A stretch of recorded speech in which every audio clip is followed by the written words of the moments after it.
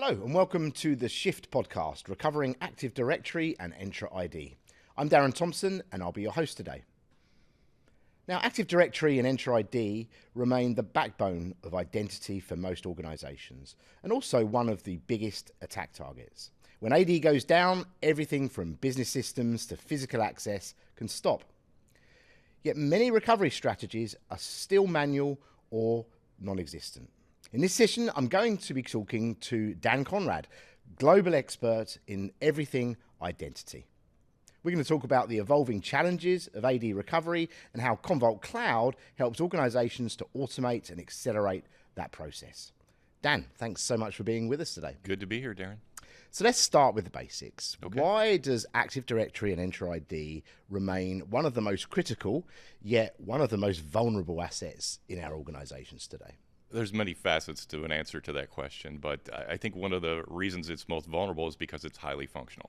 Right. You know, high functionality creates a lot of possibly open doors. But it's still vulnerable because it's been around for 25 plus years. Organizations depend on it, and it hasn't failed in 25 years, right? It's the same Active Directory they stood up 25, maybe 20 years ago.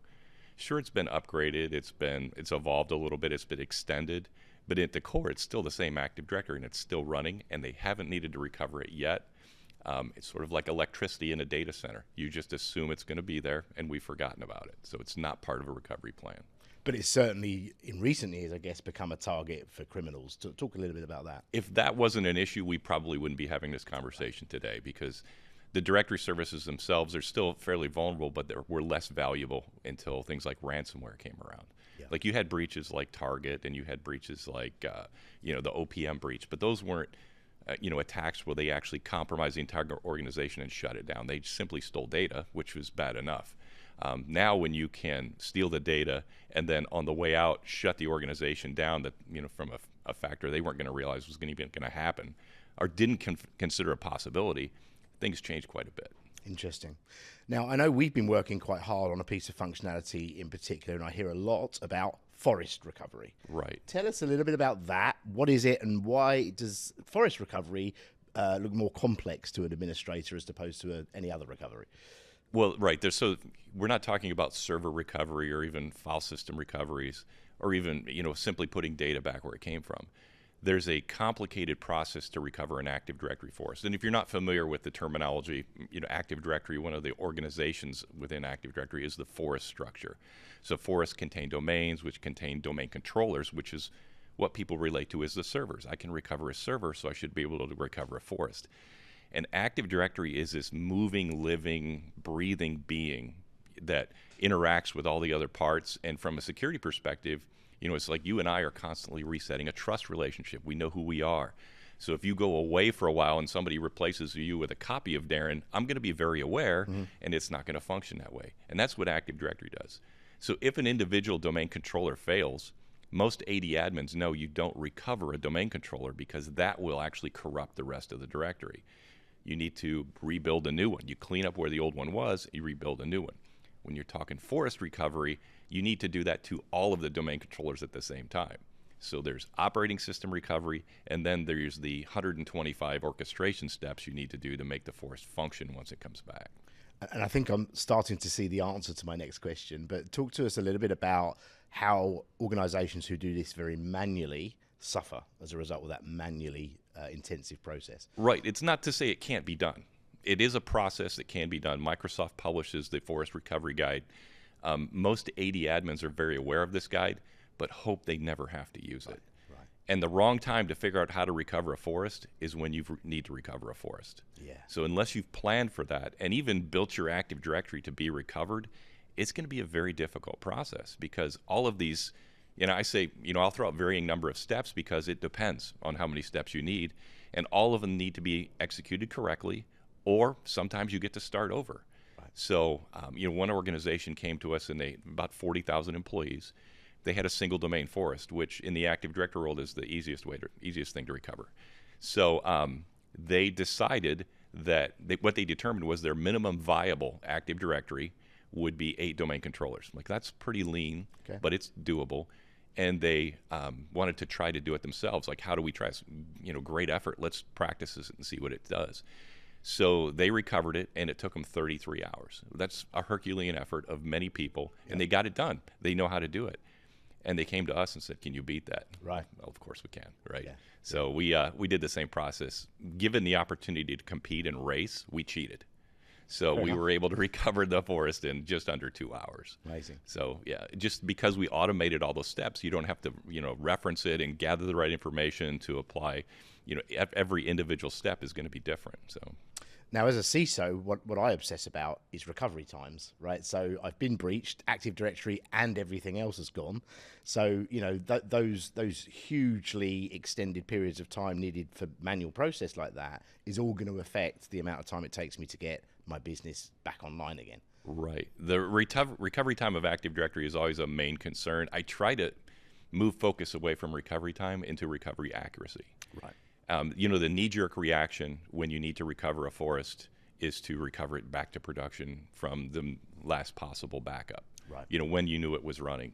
I would encourage organizations to take a breath, recover to an isolated recovery environment, because, as we'll probably get into, we're going to encourage you to practice your forest recoveries into this isolated recovery environment. Yeah. So you can bring up, say, a minimum viable version of your Active Directory, which in a single domain forest is one domain controller.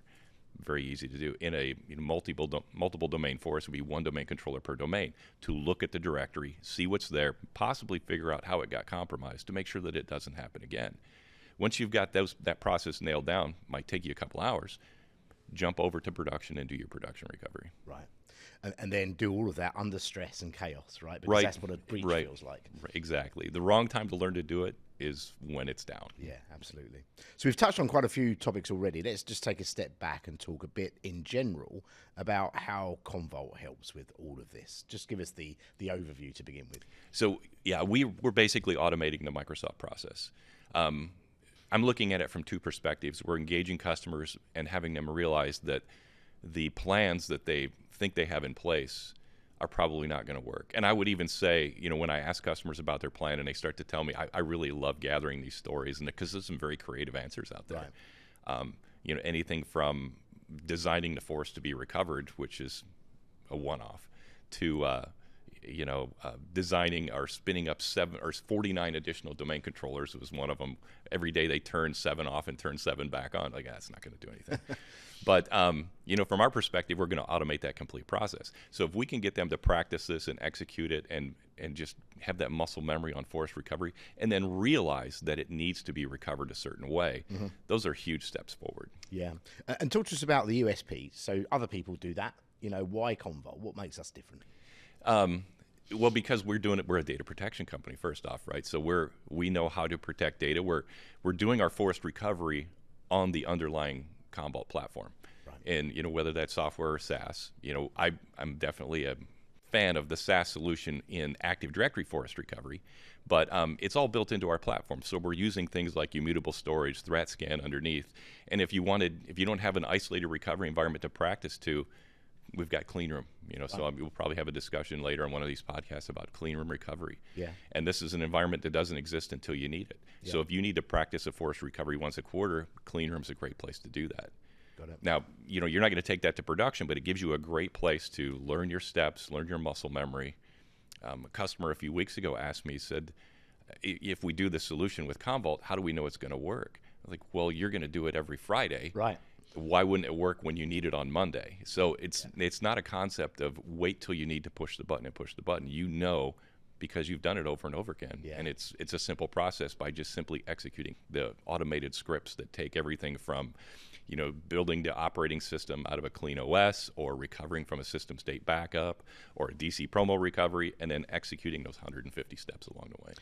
It's an oldie, but it's a goodie. Practice makes perfect. It does. That's true in IT as well as everywhere else. It does. And, your organization will evolve, situations will change. So when you practice, you'll identify those changes. Like maybe you added some structure to your Active Directory that you missed out on your recovery. it's a great place to point that out. So tell us about, I know this is a really active part of our roadmap at Commvault. There's a lot of engineering effort going into this area of our product. Tell us about the sort of latest and greatest features that we're applying to latest code. Sure, just between us. Just between us. Just between Nobody's us. listening. So, the latest and greatest, we've just introduced CleanOS recovery, which is a great step forward in the world of forest recovery because we're not bringing over any residual OSs. None of that part of the existing operating system. Now, Commvault had ways to take care of that anyway, but this is going to be a clean OS with Active Directory on top of it.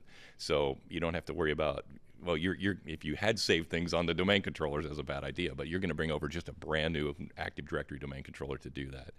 The other side of that is we're going to bring in the very near future, Active Directory assessments. So when your backups run, say it's daily, it's going to gather information about your directory and say, you've created vulnerabilities in these 5 areas, and here's what you need to do to resolve those vulnerabilities. So it's going to be right there in your face.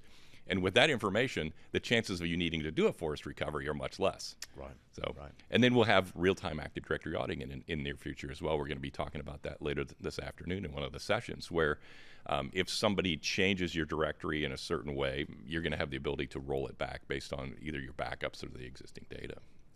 And we've been hearing at the conference this week about Unity, the Unity platform, the latest release.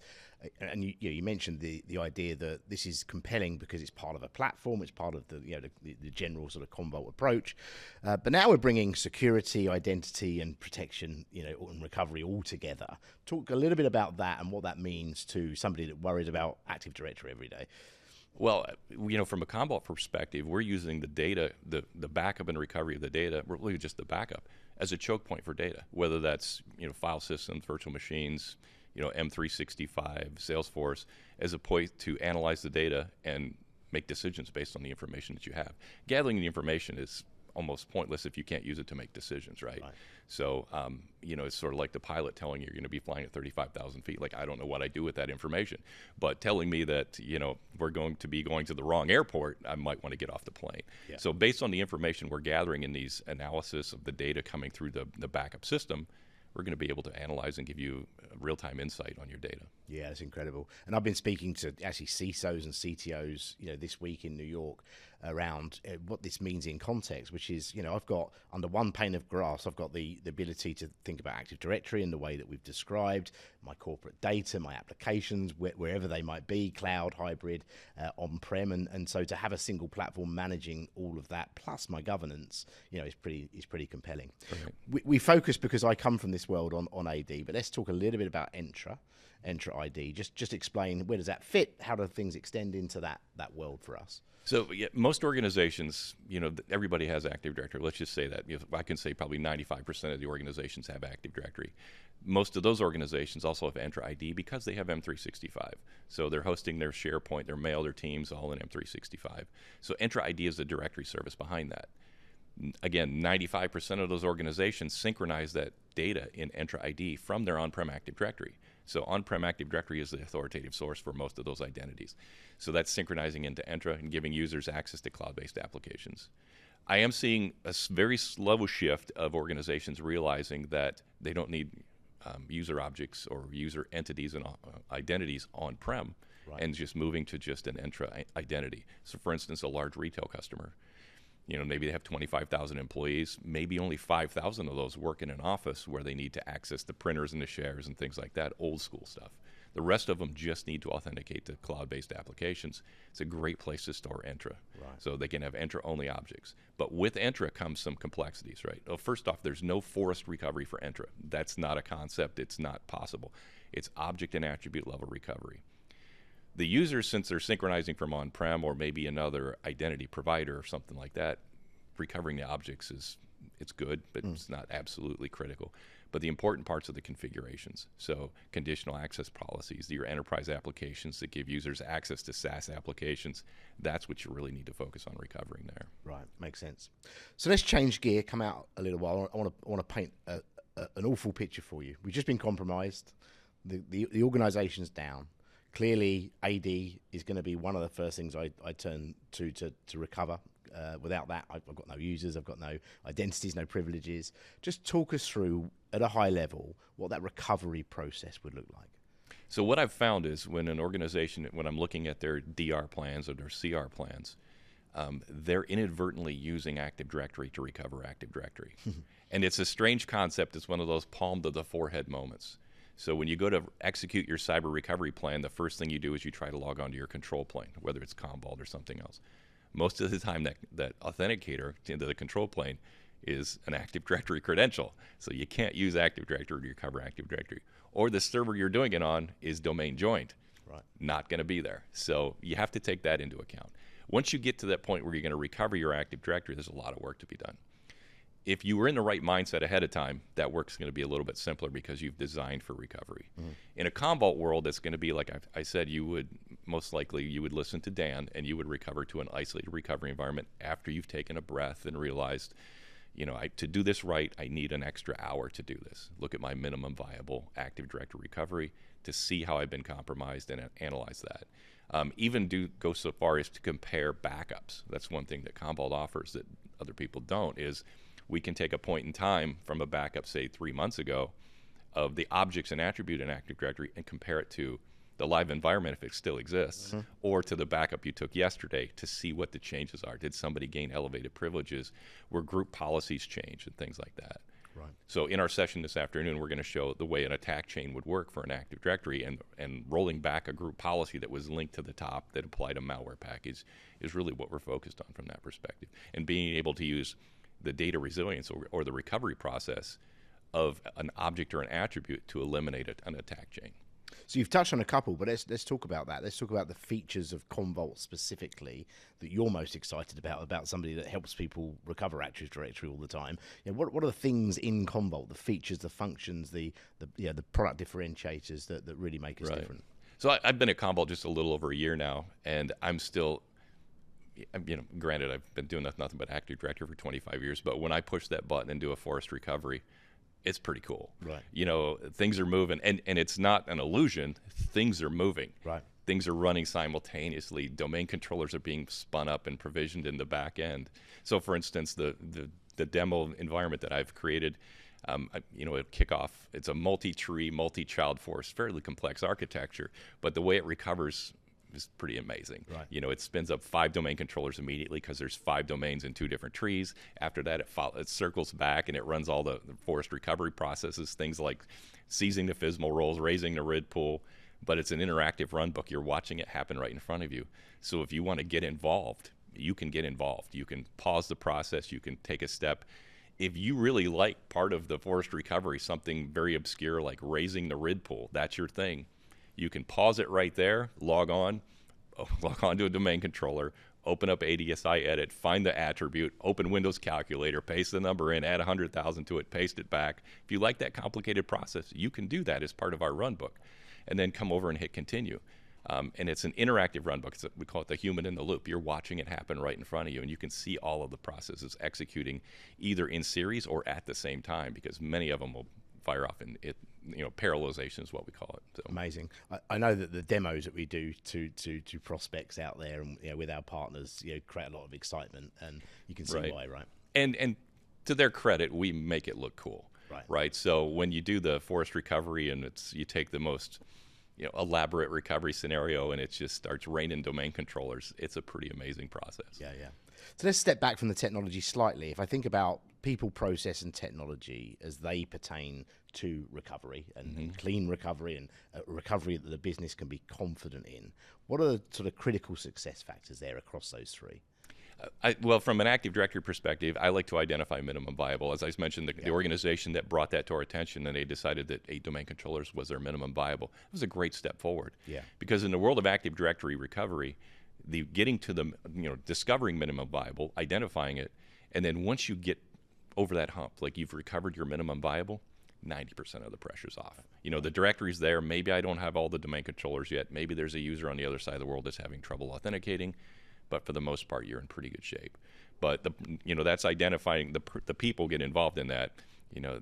Where do I need my domain controllers? The people that understand their own directory service. The legacy people, like me, the legacy people in the organization, and then getting the process in place, and then even the politics that go behind that. So when you've outlined the people and the processes, you need to stick to those plans and Realize they could possibly change based on scenarios, but for the most part, you're going to be right on target if you have a plan and you've practiced it. Yeah, and let's close by talking about that practice, right? Testing.